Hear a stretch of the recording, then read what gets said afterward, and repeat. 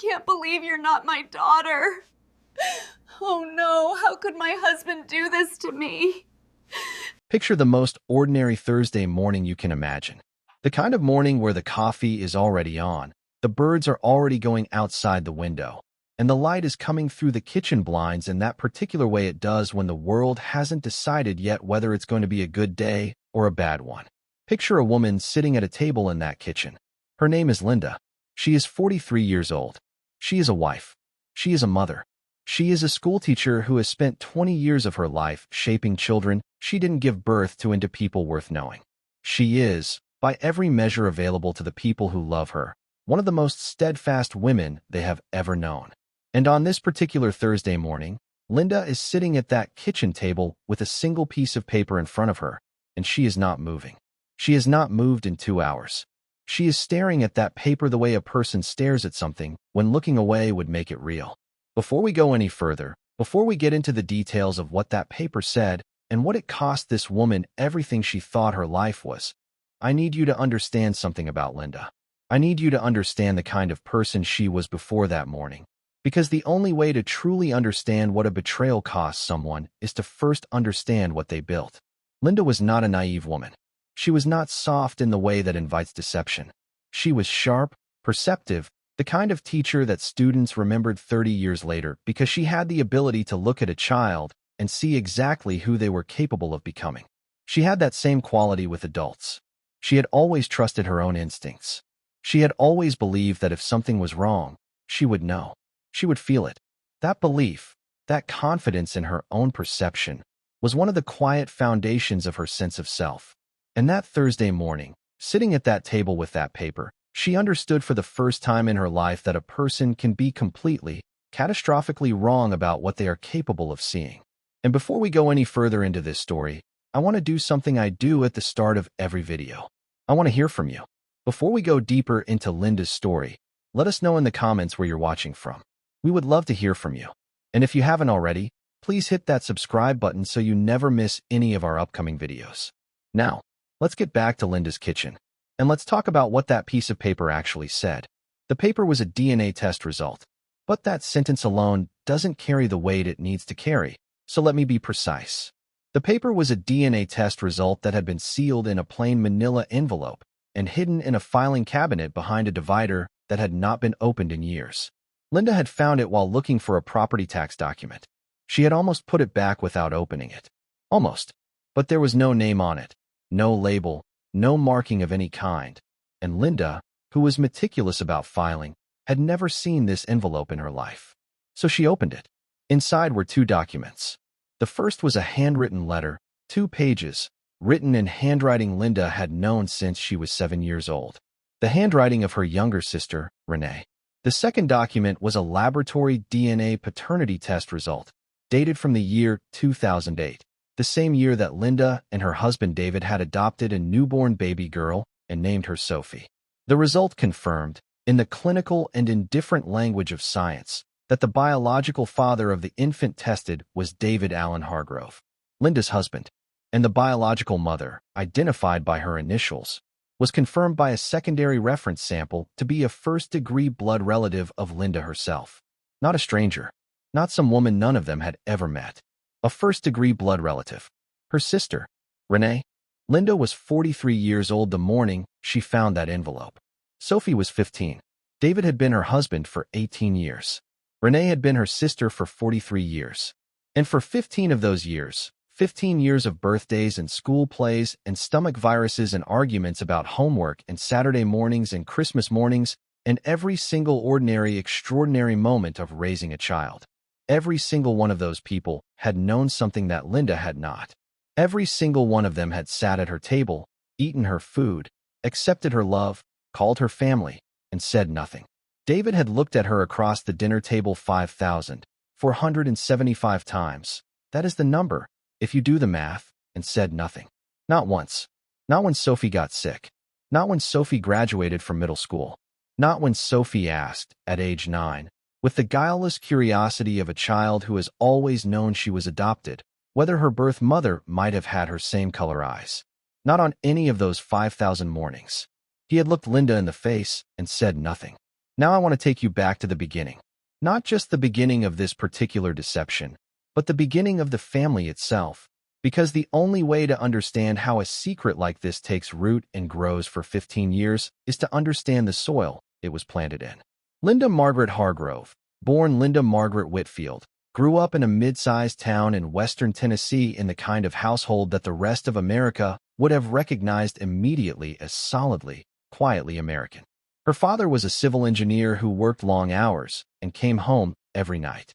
Her mother was a woman of quiet, unshakable faith who believed in three things above all else: hard work, family loyalty, and the deep, binding importance of keeping your private business private. These were not unusual values for their time and place.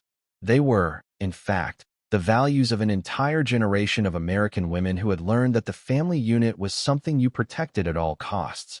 Not because it was always easy or always honest, but because it was yours, and what was yours you held.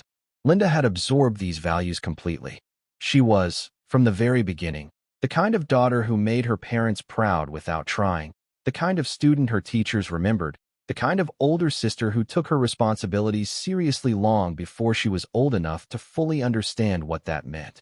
Renee was born 4 years after Linda, and from the very first day, she was something different.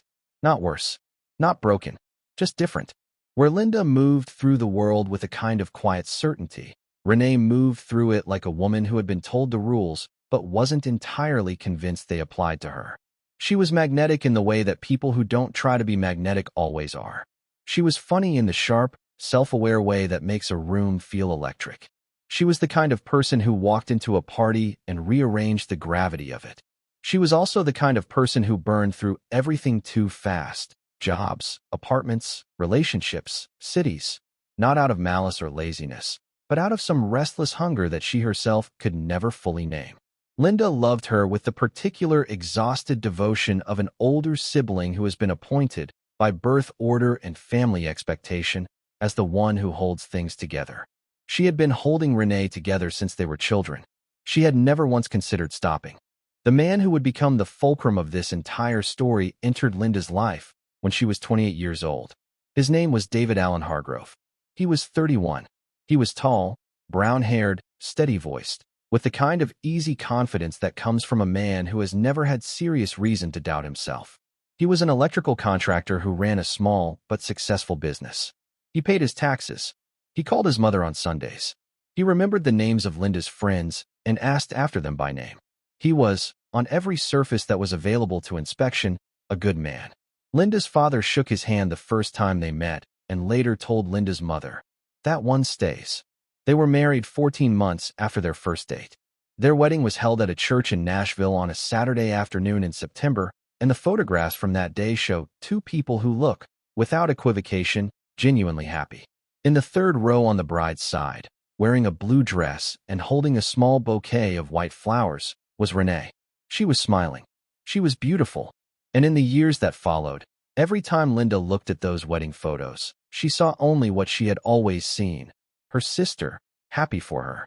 It was only much later, years after that Thursday morning in the kitchen, that Linda looked at those photographs again and understood that Renee's smile in them carried something she had never been trained to read.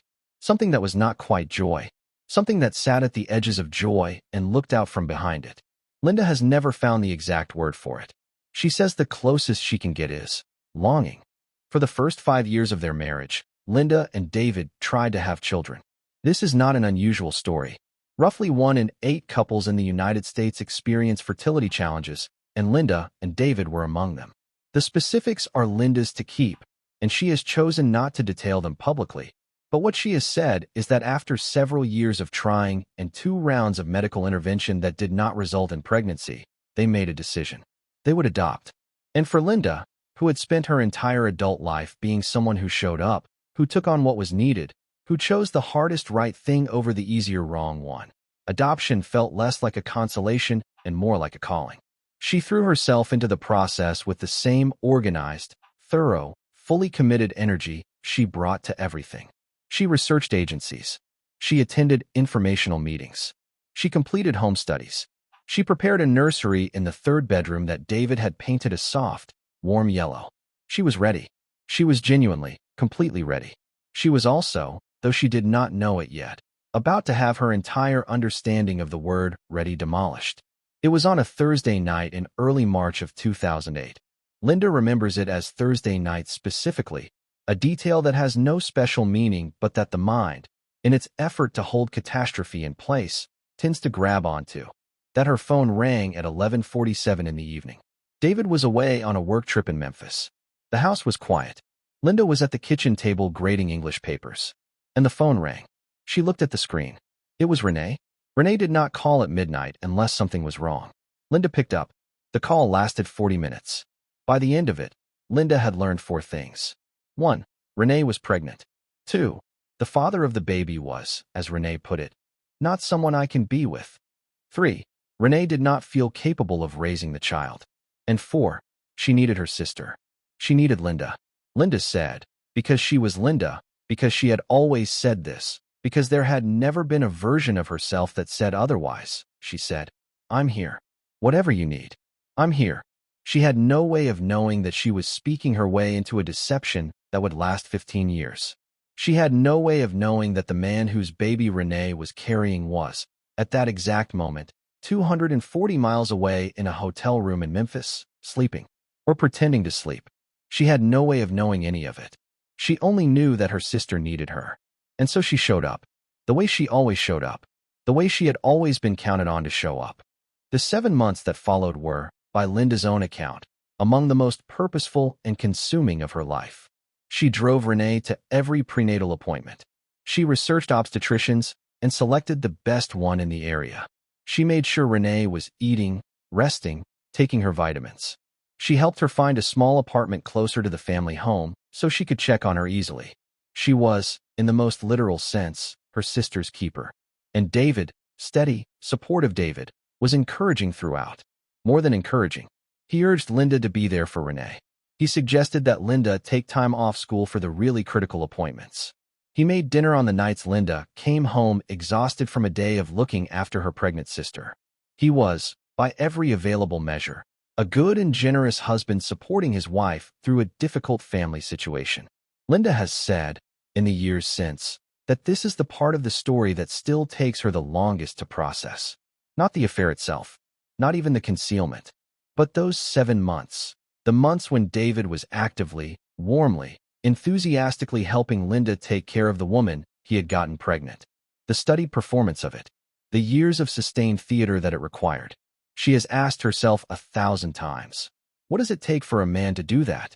What does a person have to build inside themselves?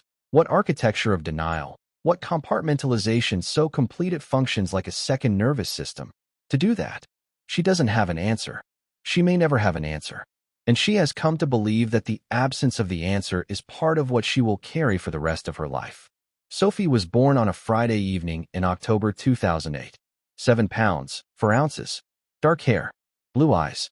She came into the world in a hospital room in Nashville, and she was, from the very first second, exactly the kind of baby that makes the air in a room feel different. Linda has said that the moment the nurse placed Sophie in her arms, even though she had not given birth to her, even though she was standing in that room as a visitor and not as a patient, she felt something move through her that she has never been able to adequately describe to anyone who hasn't experienced it. A recognition, she calls it, as if some part of her had been waiting for this specific child in this specific moment without ever knowing it. As if everything that had come before, the years of trying, the grief of not conceiving, the long and complicated road of the adoption process, had been preparation for precisely this arrival. Renee held Sophie for 23 minutes. Linda knows the number because she was watching. She was standing on the other side of the room, and she was watching her sister hold this baby, and she was watching Renee's face, and she did not. She has said this plainly, and without self-reproach.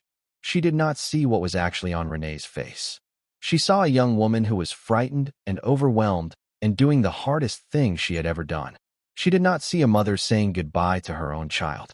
She did not see the look of a woman who knew, in those 23 minutes, that the baby in her arms was also the baby of the man sitting downstairs in the hospital waiting room, drinking coffee from a paper cup and staring at the floor. She did not see any of that. She saw what she had always seen when she looked at Renee, her little sister, and over her head, needing rescue. So she crossed the room, and Renee placed Sophie in her arms. And Renee said, "I can't do this." "But you can. You were always better at this than me." And then Renee walked out of the hospital room. And within 3 weeks, she had moved out of the apartment near Linda's house. Within a month, she had left the state. Within 6 months, she had resettled in Phoenix, Arizona, and the gap between the sisters had grown to the width of a continent and the weight of a secret that neither of them would name for 15 years. Linda completed the adoption of Sophie within the year. The paperwork was filed, the proceedings were handled, and on a sunny morning in the spring of 2009, a judge signed the order that made Sophie Linda and David Hargrove's legal daughter. In the photographs from that day, Linda is holding Sophie, who is now 6 months old, plump-cheeked and wide-eyed and completely indifferent to the legal proceedings happening around her, and Linda is crying. Not sad crying, the other kind. David is standing next to her with his hand on her back, and he is smiling, and the smile is wide and warm and real. And if you were a stranger looking at that photograph, you would see exactly what it appeared to be: a man who loves his wife, celebrating the arrival of their daughter. You would not see what was underneath it. You would not see a man who had just legally adopted his own biological child. You would not see the years of maintenance that Smile was going to require. You would not see any of it. Because that is what practiced deception looks like. It looks, from the outside, exactly like happiness. From the beginning, Linda told Sophie she was adopted. This was a deliberate and principled decision, one that Linda had researched and thought carefully about long before Sophie was old enough to understand. She believed, and still believes, that children who grow up knowing the truth about their origins fare better than those who discover it by accident or by someone else's agenda in adulthood. So Sophie grew up knowing that she had been placed with Linda and David by a birth mother who had not been able to care for her, but who had loved her enough to want her to have the best possible life. Linda told this story to Sophie in age-appropriate increments from the time Sophie was old enough to understand words. It was a beautiful story. It was also, as Linda now knows, a story built on a foundation that had a crack running through the very center of it. Because the birth mother, the woman Linda had described to Sophie, across 15 years, as someone who had loved her and chosen what was best for her, had not been an anonymous woman whose identity was unknown. She was Renee. She was the woman who showed up at Thanksgiving every few years, who brought Sophie small, thoughtful gifts, who called Linda on her birthday without fail. She was the woman Sophie had once, at age 9, described as funny, and she smells like lavender. She was 30 feet away from her own daughter at Christmas dinner in 2013, and she watched her daughter open presents, and she said nothing. And David watched Renee watching Sophie, and he said nothing. And Linda watched all of them and saw, as she had always seen, only what was on the surface. Sophie Hargrove was, by every account, an extraordinary child.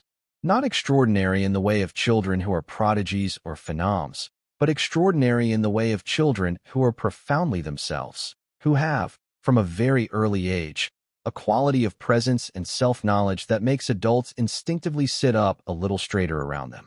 She was a reader, the kind who disappears into books for entire weekends and surfaces only when the hunger becomes undeniable. She was funny, dry, laconic, the kind of funny that catches you off guard because it arrives without warning and without performance. She was also, and Linda has said this many times in the years since, deeply intuitive. She had a quality that Linda, being a teacher, had a word for. She was what educators call an integrative thinker. She didn't just absorb information. She connected it. She held disparate pieces of the world next to each other until she could see the shape they made together.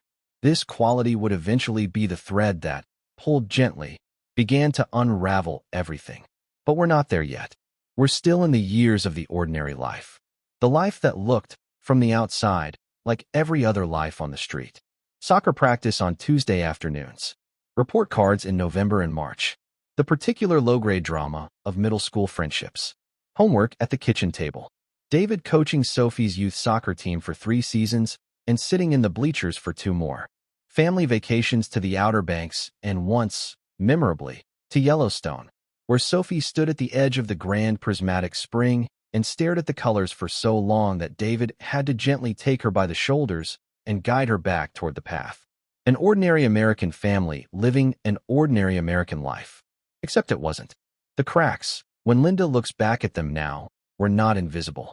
They were simply things she had trained herself, over the years, not to examine too closely. There were the moments when David seemed, in Renee's presence, somehow more careful than necessary, too aware of where she was in the room, too deliberate in his casualness.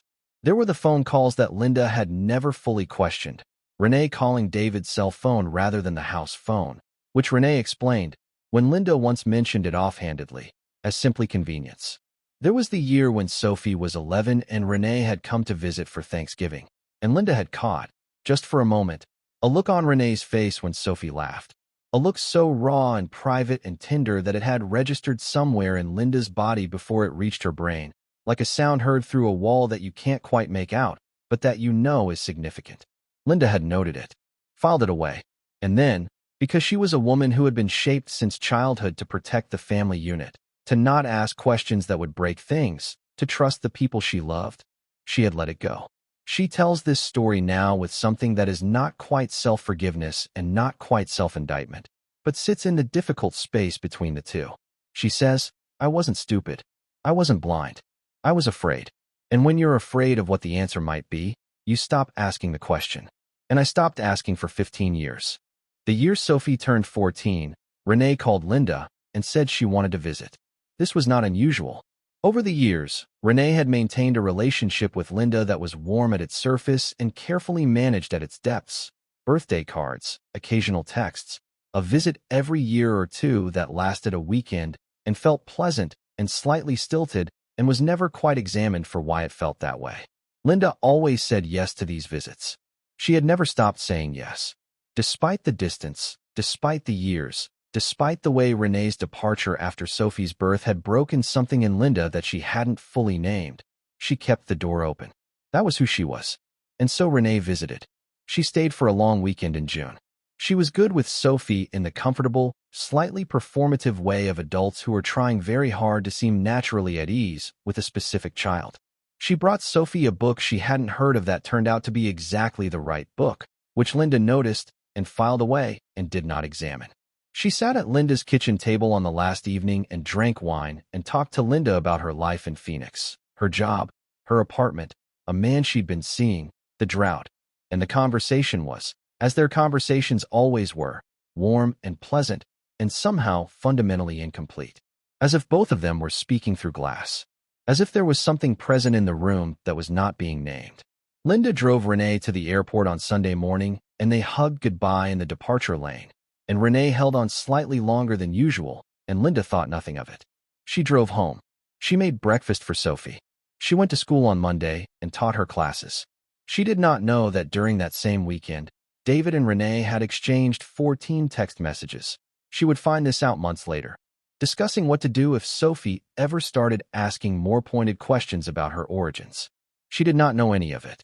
She drove home from school on Monday and made dinner and called her mother and helped Sophie with her history project and went to bed and slept, as she had slept for 15 years, next to a man who was keeping the largest secret of both their lives. It was 3 months after Renee's visit, in September of that year, that Sophie came home from her freshman biology class and sat down at the kitchen table and said something to Linda that Linda has never forgotten. They had been talking about a genetics unit Sophie's class had just begun, basic Mendelian inheritance, dominant and recessive traits, the way characteristics pass from parents to children. Sophie had been told, from an early age, that her biological origins were unknown in detail, and she had always accepted this without too much agitation. She was a grounded child. She did not seem to need the biological thread to feel secure in who she was. But that afternoon she set her backpack down and sat across from Linda and said, in the measured, thoughtful way she said most things, "Mom, do you think my birth mother might be someone we know?" Linda has described the precise internal sensation she experienced in that moment. It was, she said, as if something in the room suddenly shifted its weight. Nothing visible, nothing she could point to, just a sudden, physical sense of the ground recalibrating beneath her. She said what she had always said, "I don't think so, sweetheart." We were told she wanted privacy. Sophie nodded. She opened her textbook. She started her homework. And then, As Linda was turning back toward the stove, Sophie said, quietly and almost to herself, "It's fine. I just sometimes feel like she might be closer than we think." Linda did not turn around. She kept her hands on the pot she was stirring. She told herself it was the kind of thing teenagers said, intuitions that felt significant and meant nothing. She told herself that. She kept stirring. She has said, in retrospect, that this was the moment. The specific moment when her body knew what her mind refused to follow. She kept stirring. She made dinner. She served it. And the evening passed the way 10,000 evenings had passed before it. Normally, quietly, with the great, undisturbed surface of a life that was, underneath, already coming apart. The filing cabinet was in the study. Linda had been through it 100 times. It was divided into labeled sections: taxes, insurance, medical records, the house. And it was organized in the way Linda organized everything, which is to say, meticulously, completely, and with the quiet pride of someone who believes that order is a form of love. She had been through every drawer of that cabinet in the 15 years they had lived in the house. She would have told you, with complete confidence, that she knew every document in it. She was wrong. She had been through every drawer she knew to open. The afternoon she found the envelope. She was looking for a property tax document from 2019 that she needed for an accountant's appointment the following morning. David was at work. Sophie was at school. The house was quiet. She pulled open the third drawer, the one she used for financial documents, and she found the tax form she needed within 30 seconds. She should have closed the drawer. She almost closed the drawer, but something made her reach further back, behind the labeled dividers, to check whether there were any older documents she might need. And her hand found the unmarked manila envelope pushed against the very back of the drawer, behind a divider she had never placed anything behind, in a space that had not been opened since they moved in. She pulled it out. There was no name on it. No label. No marking of any kind. She looked at it for a moment. She turned it over. Blank. She had never seen it before in her life. She opened it. She read the letter first. It was 2 pages, handwritten, dated October 2008. She knew the handwriting before she processed the meaning of the words. She had known Renee's handwriting since they were children. The letter was addressed to David. It opened with an apology. It went on to describe what Renee understood to be happening. That Linda would raise the baby, that Renee would leave, that neither of them would tell Linda the truth. It described, in the unguarded and emotional language of someone who was trying to put something irrevocable into words before they could lose their nerve, the circumstances under which Sophie had been conceived. It named David explicitly. It named the dates. It asked, in its final paragraph, that David keep this letter in case anything ever needs to be proven. A sentence that Linda has said she has spent years trying to understand the full implication of, and has never fully succeeded. She read the letter twice. Then she picked up the second document. She understood what a DNA paternity test result looked like. She had covered genetic testing in her biology units at school. The result was precise and clinical and conclusive. She read it once. She put both papers on the kitchen table. She sat down in the chair she had been sitting in for 15 years. And she did not move for 2 hours and 23 minutes. She has said that the strangest part of those 2 hours was not the grief or the fury or the disbelief, all of which were present, all of which she would feel fully in the days and weeks that followed. The strangest part was that her mind kept returning to ordinary things. She kept thinking, what am I making for dinner tonight? She kept thinking, Sophie has a soccer scrimmage tomorrow at 4:30. She kept thinking, I need to call my mother back. I missed her call on Sunday. The mind, she says, does this. When the thing that has happened is too large to hold all at once, the mind retreats to what it knows, to the routine, to the small and manageable geography of the daily life. Because the routine is the only thing that still feels solid. She sat in that chair for 2 hours and 23 minutes, and she went back and forth, over and over, between the most catastrophic understanding she had ever been asked to hold and the thought that she needed to pick Sophie up from soccer at 5:15. Then she heard David's truck in the driveway, and something in her solidified. She stood up. She left the papers on the table where he would see them the moment he walked into the kitchen. She crossed the room to the counter and stood with her back to the door. And she waited. David came in through the side door, the way he always did. He set his keys on the hook. He called her name. She didn't answer. He walked into the kitchen. She heard him stop. She did not turn around for several seconds. When she did, he was looking at the papers on the table. His face had changed completely. Not dramatically, not with the cinematic collapse of a man exposed in a movie, but quietly, precisely, in the way of a man who has been holding something for a very long time and suddenly doesn't have to anymore. She has described it as watching a building settle, as if something had been bearing a load for 15 years and had finally, in this moment, been permitted to put it down. She said one thing to him. She said, how long have you known? He sat down in the chair across from where the papers were. He folded his hands. He looked at them, and he said, in a voice that was quiet and without decoration, from the beginning. Those were the first honest words he had spoken to her in 15 years. From the beginning. Not, I found out later. Not, I suspected but I wasn't sure. From the beginning. Before the adoption. Before the nursery painted soft yellow. Before the 5,000 mornings. Before every single thing she had believed her marriage to be. From the very beginning, her husband had known. What came out of David over the next 2 hours was the full shape of what had happened. Linda has chosen to share the broad outline of it because she believes that people who hear this story deserve to understand not just that it happened, but how it happens. How an ordinary man with no particular history of cruelty builds the architecture of a deception this complete and maintains it for this long. The affair had happened over the course of a single week in January of 2008, while Linda was out of state caring for her father, who had been hospitalized with a serious but ultimately treatable cardiac event. David and Renee had been in contact. Renee had been nearby for reasons Linda had understood at the time as entirely mundane, and something had happened between them that David has described, in subsequent conversations with his own therapist, as a complete and total failure of character. He does not elaborate beyond that. He does not frame it as passion or love or the product of a troubled marriage or any of the other familiar stories that people tell to make betrayal legible. He says, "It was a failure. I chose it." There is no version of it that makes sense. When Renee told him she was pregnant, David says his immediate response was terror. Not guilt, initially. Terror. The terror of a man who has, with a single failure of character, placed everything he values in jeopardy. He and Renee spoke by phone 3 times over the following week. In those 3 conversations, they arrived at the decision that Linda would never know. They told themselves that this was for Linda's sake. They told themselves that telling her would destroy her. They told themselves, in the way that people who are making a self-serving choice always tell themselves, that they were protecting someone else. David has since acknowledged, with the kind of careful honesty that comes from several years of therapeutic work, that they were protecting themselves. Not Linda. They were afraid of losing what they had. They chose their own comfort over Linda's right to the truth. And then, in the particular irony that would end up defining the next 15 years, Linda called David while he was in the middle of processing this decision, and she said that Renee needed help with the pregnancy, and could they support her? And David said yes. And the deception, without ever being formally planned, simply became the shape of their lives. Linda listened to all of it. She did not scream. She has said she is not, by nature, a woman who screams. She sat at her own kitchen table while her husband told her the full history of the thing he had done to her life, and she listened with the focused, controlled attention she brought to everything. And when he was finished, she looked at him for a long moment, and then she said 4 words. "Get out of my house." He got up. He took his keys from the hook by the door. He walked out. He got in his truck and he sat in the driveway for several minutes. She could see the truck from the window, and then he drove away. Linda went upstairs. She sat on the edge of the bed. She looked at the wall, and then she picked up her phone and she called her sister. Renee picked up on the second ring. Before Linda could say a single word, before she could even announce herself, Renee said, "He told me you found it." He had called Renee. In whatever window had existed between Linda telling him to get out and him pulling out of the driveway, David had called Renee to warn her. Linda has said that this detail, this specific detail, this reflex, was the thing that, more than anything else, confirmed for her what she had suspected in that first hour of shock. That whatever she had believed her marriage was, whatever fidelity she had been told she was owed, it had never been what she thought. A man's first call in crisis tells you where his loyalty lives. David's first call was to Renee. It had always been to Renee. Linda said nothing for a moment after Renee spoke. Then she said, "Tell me if anything I believed about my life was true."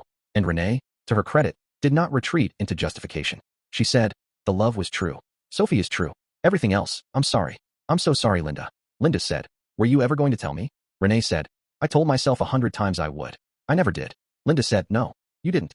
And she asked the question she had not planned to ask, the question that came from somewhere she hadn't reached yet, somewhere past the anger, in the raw and undefended place behind it. She said, "Did you ever love her?" Renee was quiet for a moment. Then she said, "Every single day of my life. Loving her and staying away from her was the hardest thing I have ever done." Linda said, "Then you should have been brave enough to do better." And she ended the call. And she sat in the bedroom in the quiet of a house that now felt like a set, a stage, a constructed thing that had housed a constructed life, and she sat with that for a very long time. And then she heard Sophie's key in the front door, because it was 5:30 and Sophie was home from soccer, and Linda stood up, and she dried her face, and she went downstairs, and she made dinner. Because that is what Linda did. That is what Linda had always done. She showed up. Even now, even in the ruins of it. She showed up. The 6 weeks that followed the discovery were, by Linda's account, the most functionally demanding of her life. She continued to go to school and teach. She continued to make Sophie's lunches and drive her to practice and help with homework and maintain, with extraordinary discipline, the surface of a life that had been gutted from underneath. She told Sophie only that she and David were taking some time apart, that it was adult stuff, that it had nothing to do with her, that she was loved completely, and that was not going to change. Sophie accepted this with the watchful quiet of a teenager who understands that she is not being given the full story but who, for the moment, is choosing to extend trust. Linda went through 2 therapists in those 6 weeks before she found one she could actually speak to. She stopped eating full meals. She lost 11 pounds without noticing. She went through the motions of every day with the automatic competence of a woman who had been trained, by 43 years of being the responsible one, to function regardless of what was happening inside her. And at night, when the house was quiet and Sophie was asleep and there was no performance left to maintain, she sat at the kitchen table with a cup of tea that went cold and she tried to do the math. Not the emotional math, which she knew she couldn't complete yet, but the simple factual arithmetic of what had been real and what had not. The house was real. Sophie was real. Her love for Sophie was real. Her work was real. Her friendships were real. 20 years of marriage, and the genuine happiness she had felt in many of those years. She was not willing to declare that fake entirely, because to do so would be to declare herself a fool, and she was not a fool. She had been deceived. Those are different things. And the daily practice of holding that distinction, I was not foolish, I was deceived, became, in those early weeks, one of the central acts of her survival. 3 weeks after the discovery, something happened that Linda had not anticipated and that would, in retrospect, accelerate the entire timeline of the truth's unveiling. Sophie, who was 15 years old and who had inherited from somewhere, from Linda, from Renee, from the sheer accumulative weight of growing up as a thoughtful person in a complicated family, an extraordinary capacity for following threads, had submitted a home DNA ancestry kit several weeks before the discovery. She had purchased it herself, through a school genealogy project, and sent her swab in through the mail, and the results had arrived during the period of Linda's collapse into silence. Sophie had opened the app on her phone one evening while Linda was in the kitchen, and the app, in the way that these apps do, had matched her with DNA relatives. Most of the matches were what she expected, Linda's side of the family, distant cousins, the standard diffuse web of genetic connection. But there was one match that was labeled differently. One match that was not a distant cousin but a close family relative, a half-sibling, the app said, from her father's side. A child Renee had had with another man in Phoenix 5 years earlier. A half-sister that Sophie had never known existed. Sophie did not know who the match's parent was. She only knew the surname. And the surname was one she recognized, because it was Renee's married name. The name Renee had taken when she briefly married and then divorced a man in Arizona in 2015. Sophie knew that name. She had seen it on Christmas cards. She had heard it in passing. And Sophie, who was a connector, who was an integrative thinker, who had been sitting for months with the low, persistent feeling that her birth mother was closer than she thought, sat with this information for 2 days. And then she came downstairs, and she sat across from Linda at the kitchen table, and she said, without preamble, without the gentle, soft-footed approach of someone still uncertain, "Mom, is Aunt Renee my birth mother?" Linda has said that the moment Sophie asked that question directly, with knowledge already behind her eyes, she felt the decision made for her. There was no calculation. There was no weighing of options. The question had been asked by the person most entitled to the answer, and Linda was no longer capable of saying the word no to that person across a table and meaning anything other than an act of violence against someone she loved. So she said yes. And then, because Sophie said, "Tell me everything," and because that was what she deserved and had always deserved, Linda told her everything. She told her about the midnight phone call, about the pregnancy, about the hospital, about the 23 minutes. She told her about David. She told her about the filing cabinet and the envelope and the DNA result. She told her about the conversation with Renee. She told her all of it, in the steady, clear, unhurried voice of a woman who had waited 15 years to give someone the truth and was not going to rush it now. Sophie listened to every word without interrupting. When Linda was finished, Sophie sat quietly for a moment. The kitchen was very still. And then Sophie said, "So Dad is actually my dad, just not the way we thought he was." Linda said yes. Sophie said, "And Aunt Renee is actually my birth mom, just not the way she should have been." Linda said yes. And Sophie was quiet again. And then she said something that Linda has carried with her every day since. Sophie looked at her and said, "And you're the person who actually showed up." Linda was crying too hard to speak. Sophie reached across the table. She took Linda's hand. And she said, "Then nothing's changed. You're still my mom." That part was never a lie. In the weeks after Linda told Sophie the truth, the rest of the family began to understand that the Hargrove household had fractured. The spread of knowledge through a family is never orderly or contained. It moves through blood and relationship the way water moves through rock, finding every available crack. Linda's parents were told by Linda herself, in a phone call she made on a Sunday afternoon from her car in the school parking lot, because she couldn't bring herself to make the call from inside the house. Her mother went quiet on the phone for so long that Linda thought the connection had dropped. Then her mother said, "I always worried about Renee. I never worried about something like this." Her father, a man of few words who had spent his entire life expressing love through practicality, said, "What do you need me to do?" Linda said, "Nothing right now. I just needed you to know." Extended family learned in the way extended family always learns, through the telephone network of people who love you and people who love to know things, and those two categories have considerable overlap. Some were furious in the specific, righteous, protective fury that belongs to people who love someone who has been wronged. Some were quieter than Linda expected, as if the information had simply settled into a space they had been holding open for it without knowing why. None of them had the right words. There are no right words for something like this. Linda did not expect right words. She expected presence. Most of the people who loved her showed up with presence. That was enough. David, for his part, did not disappear. This is a detail that Linda mentions with something that is not quite credit and not quite contempt, but occupies the difficult middle ground between them. He rented an apartment less than 2 miles from the house. He attended Sophie's soccer games and sat in the far corner of the bleachers and did not approach unless Sophie sought him out. He called Linda regularly in the early months, and the calls went unanswered for weeks at a stretch.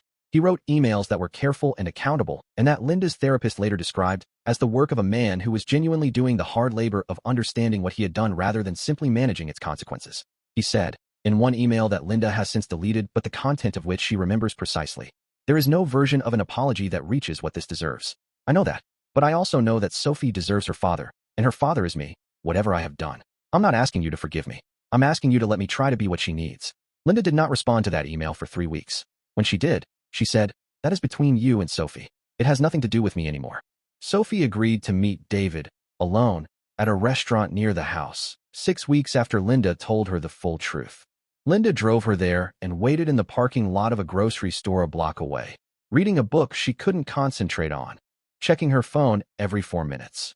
The meeting lasted 40 minutes. Sophie came out, got in the car, and sat quietly for a moment. Linda waited. Sophie said, "He said he was going to tell me when I turned 18. Linda said, "He told me the same thing." Sophie said, "Do you believe him?" Linda thought about it. Then she said, "I believe he told himself that." Sophie nodded slowly. She looked out the window. Then she said, "He cried at the end. He held on to me for a really long time." Linda said nothing. Sophie said, "I'm not ready to be okay with him yet. But I'm not ready to not have a dad either." Linda said, "You don't have to be either of those things right now." Sophie looked at her. She said, "How do you do that?" Linda said, "Do what?" Sophie said, "Be so steady when everything is not steady." Linda said, "I'm not. I just make sure you're in the car before I stop being steady." Sophie laughed. It was the first time Linda had heard her laugh in 6 weeks. It was the most beautiful sound she had heard in her life. The decision to meet Renee took longer. Sophie did not rush it.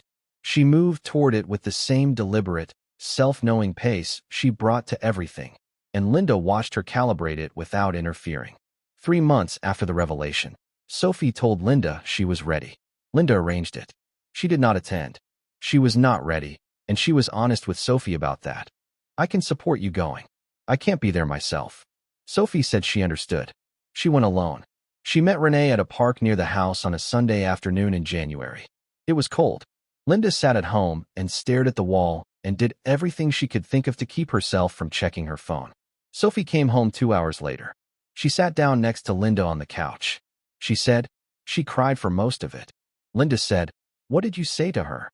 Sophie said, "I told her I didn't hate her, but I told her that she needed to stop making decisions about my life. I told her, I'm 15. I'm right here. From now on, if you want a relationship with me, you come to me directly. You don't manage it through other people." Linda looked at her daughter for a long moment.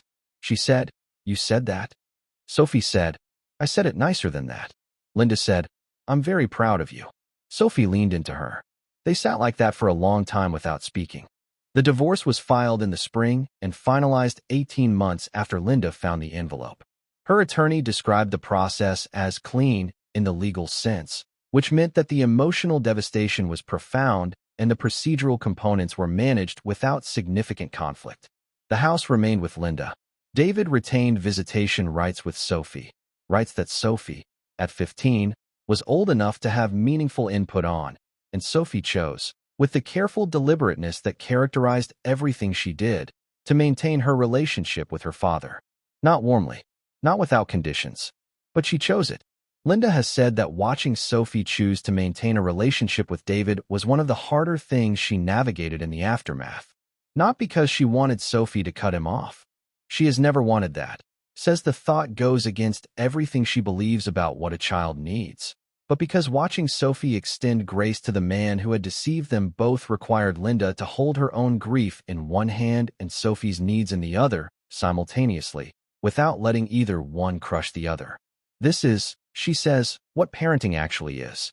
Not the beautiful moments, though those are real, but the moments when your child's well-being requires you to contain your own damage for long enough to protect theirs. It is the most demanding thing she has ever done. She is proud of it in the deep, quiet way of work that no one sees. The legal proceedings did surface one additional dimension of the story that Linda had not anticipated. Her attorney raised the question of whether David's concealment of his biological paternity during the adoption process constituted fraud on the court. In most states, the legal framework around voluntary adoption and the rights of biological parents is complex, and the specific circumstances of Sophie's adoption, in which Renee had been the only biological parent identified in the proceedings, David's paternity having been actively concealed, created a situation that was, legally speaking, murky. Ultimately, the case did not pursue this avenue. partly because Linda's priority was the divorce settlement and Sophie's stability rather than litigation, and partly because Sophie herself, when asked how she felt about the idea of legal action, said, "Please don't make me the thing that people fight about in a courtroom." That was the end of it. But Linda's attorney did successfully include, in the final divorce settlement, a provision acknowledging that David had concealed material information relevant to the adoption of Sophie Hargrove, and that this concealment represented a fundamental breach of the marriage and its obligations. It is a provision with no legal teeth. It changes nothing in practical terms. Linda wanted it anyway. She wanted a document that existed in the world, in a courthouse file, in a public record, that said, "This happened. This was real. This was done. I needed," she has said, "for reality to have a witness." 2 years after Linda found that envelope, something happened that none of the people in this story had planned for, and that required every single one of them to be simultaneously in the same room for the first time. Sophie turned 17, and Sophie, who had been doing the kind of internal work in those 2 years that most adults spend decades avoiding, who had been in therapy every week without exception, who had read every book she could find about adoptee identity and family systems and the psychology of secrets, who had sat with the full weight of her particular origin story and decided, with the steadiness that was the central fact of her character, that it was not going to define her in the way her parents' choices had defined them. Sophie made a request. She wanted, for her 17th birthday, to have dinner with all three of them, Linda and David and Renee, together, in the same room, for the first time. She framed it not as a confrontation and not as a reconciliation, but as something more personal and harder to name, as a moment she needed to exist in the world, a moment in which the people who had shaped her life most profoundly had to face each other while she was in the room, so that she could see, with her own eyes, what she was actually working with. Linda's immediate private response to this request was a single unprintable word. Her second response, delivered to Sophie with the quiet steadiness she had worked so hard to maintain, was, "If that's what you want, then that's what we'll do." The dinner was at a restaurant Sophie chose, a mid-range Italian place near their neighborhood that Sophie had always loved for its warm light and its deep booths and the fact that the noise level made prolonged, awkward silences slightly less audible. David arrived first and sat at the table in the particular posture of a man who is trying very hard to look like he is not trying. Linda arrived second and took the seat across from David and looked at him, and they both said hello with the careful neutrality of people who had been married for 18 years and were now separated by a distance that had no clean name. Renee arrived 6 minutes after Linda. She had stood outside the restaurant, according to a waiter who would later mention it to a mutual acquaintance, for nearly 12 minutes before coming in. She was carrying flowers for Sophie, tulips, yellow, Sophie's favorite color, which Renee knew because she had asked Linda once, 2 years ago, before any of this, in a question Linda had answered without suspicion. When Renee walked through the door, Sophie stood up. She accepted the flowers. She said, "Thank you for coming." She gestured to the empty seat, and the four of them sat down, and they ordered food, and they ate, together, for the first time, as what they actually were. The specific content of what was said at that table is something Linda has chosen to keep mostly private, partly because some of it belongs to Sophie and is hers to share or not as she chooses, and partly because Linda believes that certain moments, when they are genuinely sacred, are diminished by full disclosure. What she will say is this. At some point during the meal, Renee looked at Sophie, directly, without the mediated quality that had characterized their interactions for years, without the half-inch of glass that had always been between them, and Renee said, "You are the best thing that any of us ever did, even though none of us did it right." And Sophie looked at her for a moment, and then Sophie looked at Linda, and she said, "She did it right." And it was the first time since any of this had begun that Renee and Linda looked at each other without the architecture of the deception between them. Just two sisters, who had loved the same girl, differently, unequally, with radically different costs and radically different consequences. But both of them, in their own ways, and with everything else stripped away, had loved her. Linda cried. She is not embarrassed about it. She says, "I cried because it was the first true thing that had been said in that room in 15 years. And true things, when you've been living without them, feel like water." There is one more detail that Linda shared with me toward the end of our final conversation. a detail she had not told anyone outside of her therapist, and which she shared with me only because she believed it was important to the full understanding of the story. It changes nothing, legally or practically, but it changes something about how a person reads everything that came before it. 3 months after she found the envelope, while she was still in the early, most acute phase of the aftermath, Linda was going through old photographs. She was making a memory box for Sophie, a project she had started before any of this happened and had not been able to abandon because the project itself was an act of love she owed her daughter regardless of what else was happening. She went through the hospital photographs from the night Sophie was born. She had looked at these photographs many times over 15 years. She had always seen in them what she had always seen, a newborn, a beginning, the start of her life as a mother. But this time, going through them with different eyes, she found a photograph she had never paid attention to before. In the background of a shot taken in the hospital room, visible through the doorway, was David. He was in the hallway. He was holding Sophie, just for a moment. Someone must have passed her to him briefly. There was no other explanation for it. And he was looking down at her. And he was crying. Not politely. Not performatively. The way a man cries when something has broken him open at the place he didn't know was breakable. And in the background of the background, barely visible, just inside the frame, was Renee, standing against the wall, watching David hold their baby. And on Renee's face was an expression that Linda sat with for days before she found the word for it. The word is surrender.